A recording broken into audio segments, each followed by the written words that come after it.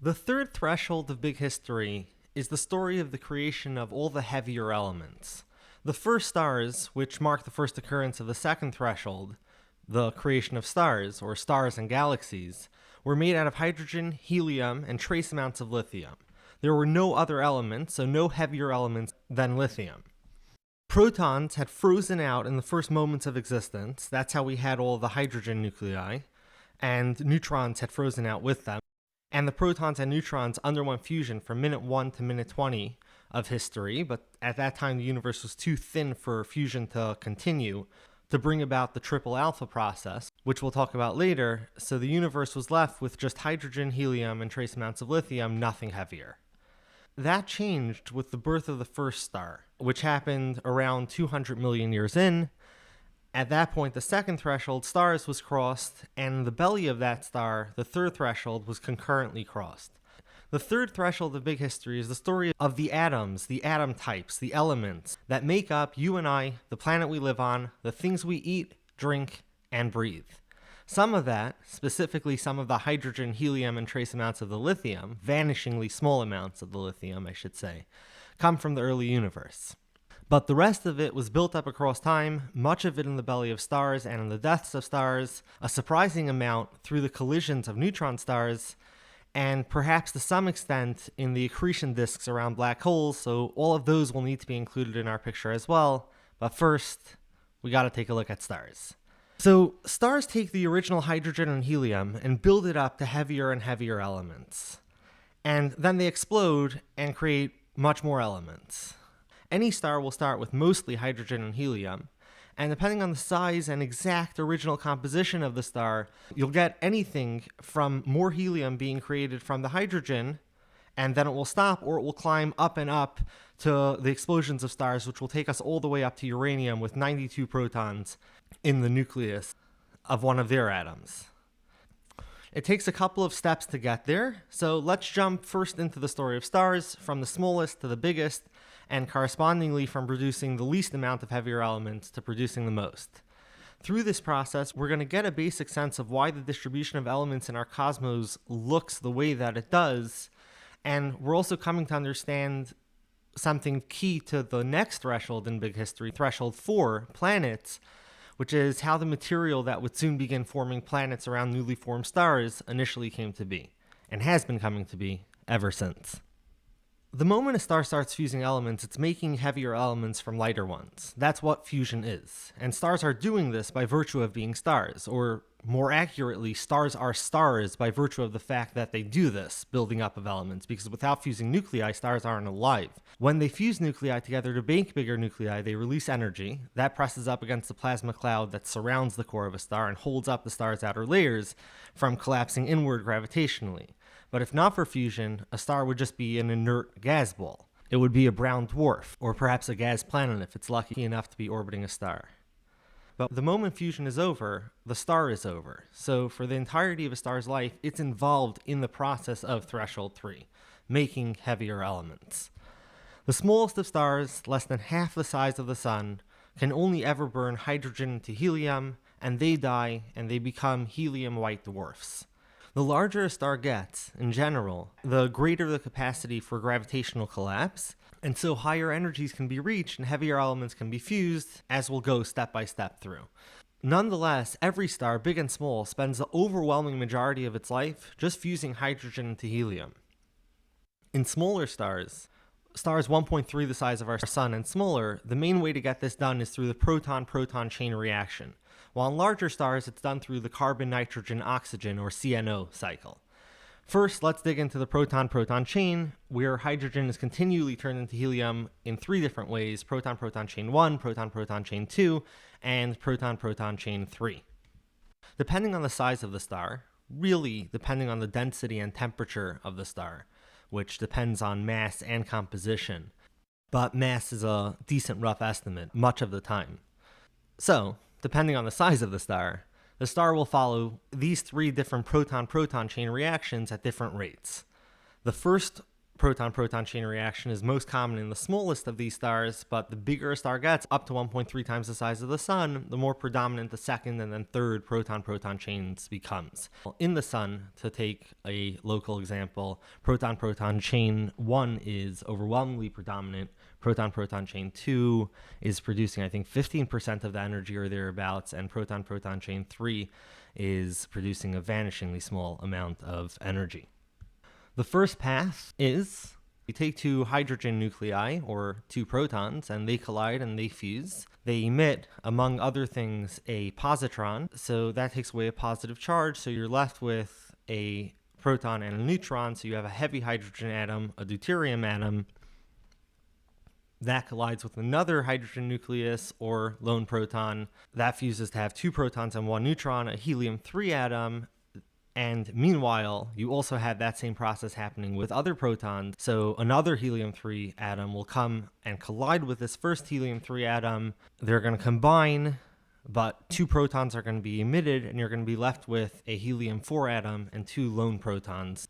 So that's the first way that you get from hydrogen to helium. The second way that you get from hydrogen to helium, the second proton-proton chain, starts the same way. You have one proton and another proton crash, emit a positron.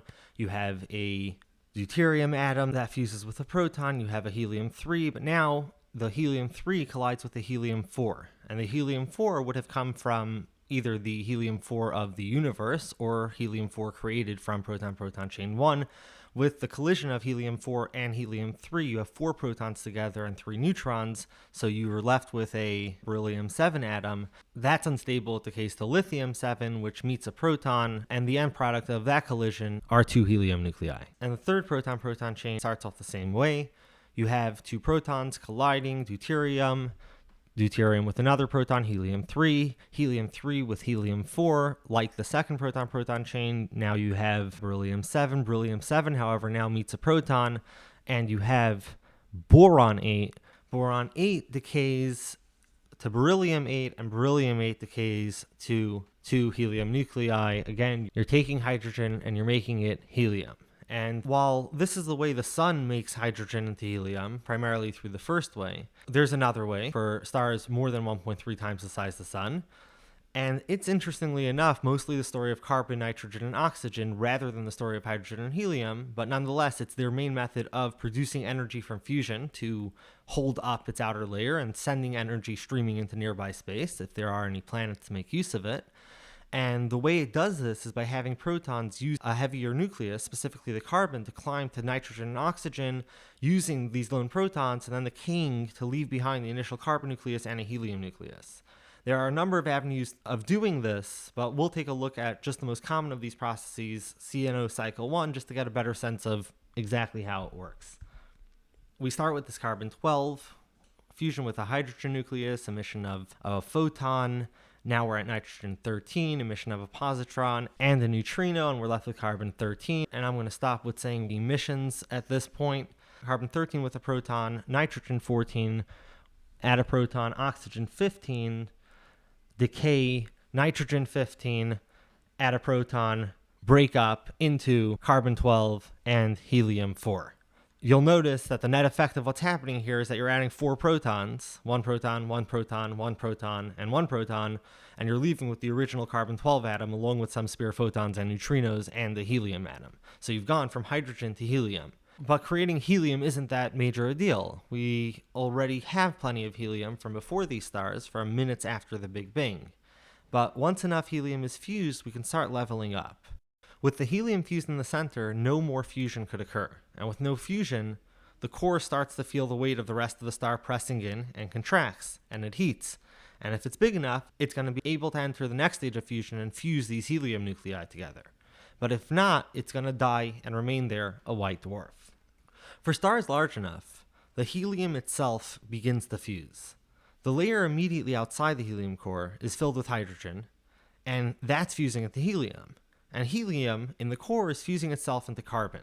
First, as the temperature and density increases and as contraction increases, after there's a lack of fusion to push against the gravity, as more and more helium builds up in the core, the helium begins fusing with other helium atoms. Eventually, the temperature and density reach a point that the helium begins fusing with other helium atoms and turning into beryllium-8 nuclei, but those are very unstable, as we've seen with the proton-proton chain, so they promptly decayed.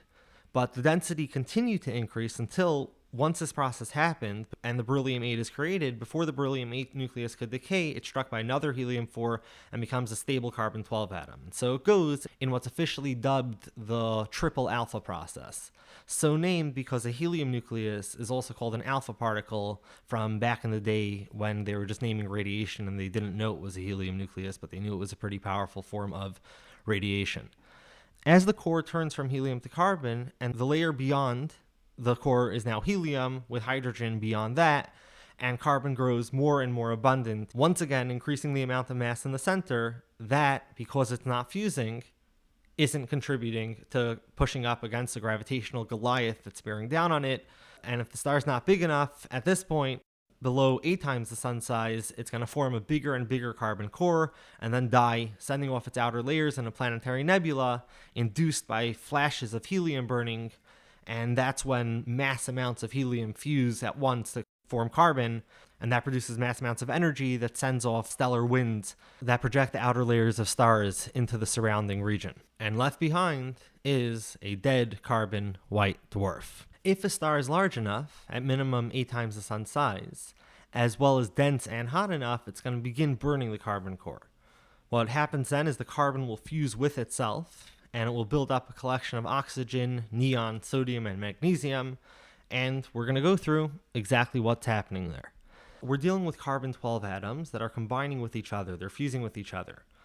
And that leads to a bunch of different reactions. First, we're going to talk about the 2 most common, and then we're going to mention the 3 other ones. First, the most common is the 2 carbons collide. They enter into an excited magnesium-24 state, which promptly decays into neon-20 and helium-4. The second most common is the 2 collide, excited magnesium-24, decays into sodium-23 and hydrogen-1. Those are the 2 main reactions. Much less common are the excited magnesium-24 atom decays into a magnesium-23 and a neutron, or the excited magnesium-24 state decays into a oxygen-16 and 2 helium-4 nuclei. And the least common, because it proceeds via the electromagnetic interaction, is that excited magnesium-24 will emit a photon and remain a stable magnesium-24 atom. After doing this, it's going to burn a larger and larger unfusing core, this time of the products that we saw from these reactions: oxygen, neon, sodium, and magnesium. And if the star isn't massive/hot enough for some stars between 8 to 12 times the size of the sun, it's going to die and cast off its layers due to flashes of carbon burning, and what's going to be left behind is a white dwarf of oxygen, neon, sodium, and magnesium around the size of 1.1 solar masses. But if you're over 8 solar masses, you may well be able to start burning neon, and if you're over 12, you almost definitely can. You might think that because oxygen is a smaller atom than neon, it should be able to be burned before. It should be easier to overcome the Coulomb barrier, the repulsive force between the protons of both of these nuclei that are preventing them from fusing. But because oxygen is a particularly stable atom, it doesn't fuse very easily. It's very hard to fuse it. So neon burns before, and the oxygen burning stage will follow up on this neon burning stage. What happens is the oxygen, neon, sodium, magnesium core contracts under the gravitational pressure as before, and soon enough, neon burning starts. Surrounding the newly burned core is now a ring of carbon burning, which is surrounded by helium burning, which is surrounded by hydrogen burning. And unlike the carbon before, where carbon was bonding with carbon, and the coming oxygen stage, where oxygen is going to be bonding with oxygen, the story of the neon burning stage doesn't involve neon bonding with neon, but rather neon getting blasted apart by photons, bonding with neutrons, and bonding with helium nuclei. Let's take a closer look at it. At the temperatures required for neon burning, the effects of photodisintegration, where high-energy photons will just blast particles apart and knock off protons or helium nuclei, and helium nuclei in this instance, it knocks alpha particles, helium nuclei, off of the neon, and you're left with an oxygen-16 and a helium-4. The other reactions are a neon-20 will fuse with a helium-4, which is part of the alpha process, which we'll get into later. and that turns into a excited magnesium, which decays into a magnesium-24 and a photon. Neon also bonds with a neutron to produce the end products of neon-21 and a photon, and neon-21 will fuse with the helium-4 to produce a magnesium-24 and a neutron. And pay attention to those neutrons because they offer insight into what's happening when we're going to talk about the S process later in the video. So the end products over here are oxygen and magnesium, and over time more and more oxygen and magnesium builds up through this neon burning, and the core gets fuller and fuller once again until fusion is not occurring sufficiently and it collapses enough and the temperature increases and oxygen burning starts. Oxygen burning involves the coming together of two oxygen-16 nuclei and lasts anywhere from 1/100th of a year to 5 years. And these are what the reactions are. You have two oxygen-16s coming together and you're left with a silicon-28 and a helium-4, or a phosphorus-31 and a hydrogen-1, or a sulfur-31 and a neutron, or a silicon-30 and two lone hydrogens, or a phosphorus-30 and a deuterium or a heavy hydrogen, or a silicon-32 and a photon, or a magnesium-24 and two helium-4s. This leaves a bunch of different atom types, but at the end of this process, 90% of the core consists of silicon-28 and sulfur-32, and at this point, further contraction goes down and silicon burning begins. With silicon burning, we move back to the world of photodisintegration, which is the entire story of silicon burning. Gamma rays strike the nucleus, which then emits an alpha particle, and the alpha particle, or helium nucleus, then adds itself to silicon atoms and climbs the alpha particle ladder from whatever it becomes from silicon up to zinc, like so. A helium atom strikes a silicon atom, you're left with sulfur-32, plus a helium atom, argon-36, plus a helium atom, calcium-40, plus a helium atom, titanium-44, to chromium-48, to iron-52, to nickel-56, to zinc-60. Zinc-60 decays to a stable nickel-60, and nickel-56 decays to a stable iron-56. This phenomena that we're seeing here of just adding helium nuclei to atoms to grow them by two protons and two neutrons is actually the tail end of what is known as the alpha process, which, despite not playing a major role in holding up a star across its lifetime, is a key player in the specific abundances of particular elements we have in our universe. One of the reasons why it's not a major player is because until this point in the star, helium atoms and other heavier atom types aren't particularly abundant in locations adjacent to each other. You have all of these concentric circles of different element types. So alpha particles couldn't be added all the time to various elements to build them up bigger and bigger. Nonetheless, this was possible on a smaller scale, and it's happening on this lesser scale and reaches its zenith with this final stage of silicon burning, where the entire story of silicon burning is the alpha process, and this closes out the nuclear fusion of a star. And we'll take it to its next stage of going supernova, which we'll get to in a bit. But this alpha process has been going on for a while, as helium nuclei fused with the various nuclei in the star. Once carbon-12 was brought on by the triple alpha reaction, the alpha process takes over and brings carbon-12 up to oxygen-16, to neon-20, to magnesium-24, to silicon-28, and then what we saw with silicon burning: sulfur-32, argon-36, calcium-40, titanium-44, chromium-48, iron-52, nickel-56, and even some zinc-60. Again, however, the overwhelming amount of energy comes from the proton-proton chain, or the CNO cycle, depending on the size of the star. And after that, in successive stages, carbon burning, neon burning, oxygen burning, and silicon burning. And you see that all of these elements that are made in concentric rings inside stars find themselves atop peaks in the element abundances. The alpha process itself makes for further peaks. As we walk through these alpha process peaks, we're literally looking at the elements of the triple alpha process. First helium, then the triple alpha process takes us to carbon. Then we have oxygen, neon, magnesium, silicon, sulfur, argon, calcium, titanium, chromium, iron, nickel, and the rest of those elements are created in much more furious environments in the bellies of stars, and we're going to talk about that in a bit. Now let's turn our attention back to the silicon burning stage. As the silicon goes through the burning process, once again we're going through this place where less and less fusion is taking place as more iron and nickel collects in the core. This time, the collapse compresses the matter to the point of making a neutron star, which precipitates a supernova explosion, and the neutron star itself may almost immediately turn into a black hole if it's massive enough. If you'd like to understand that process better, you can check out the video popping up in the tag right now. In the supernova, the fallen-in outer part of the star falls in and blasts back. Wild abundances of neutrons flow from the neutron star and perhaps other reactions, and they make their way into the various elements. And the elements could then climb the ladder of the periodic table as the neutrons decay into protons. The neutrons are able to slide into the atomic nucleus without a problem because they're neutral, so there's no repulsion like there are between protons. So one slides in, and then another one does, and then another one does, and then another one does, until it enters a very unstable territory, and then it decays one beta decay after another, climbing up the periodic table very rapidly. The speed at which these neutrons are being added is at least 100 neutron captures every second. And because of that, the neutrons tend to be very neutron heavy because they're just packing in neutrons, and it's only when they reach the point that they have to decay very rapidly that they start decaying. And this produces a lot of neutron heavy elements. And because of the speed that it's happening, it's called the rapid process, or R process, of neutron capture. The process of neutron capture occurs during the lives of these stars, and in smaller stars it happens, but not at this rate. So it has a different name, the S process, the slow process of neutron capture. The reason why it's slow is because it's produced by the normal nuclear reactions in the stars that just produce spare neutrons that fly out and are coming into atomic nuclei.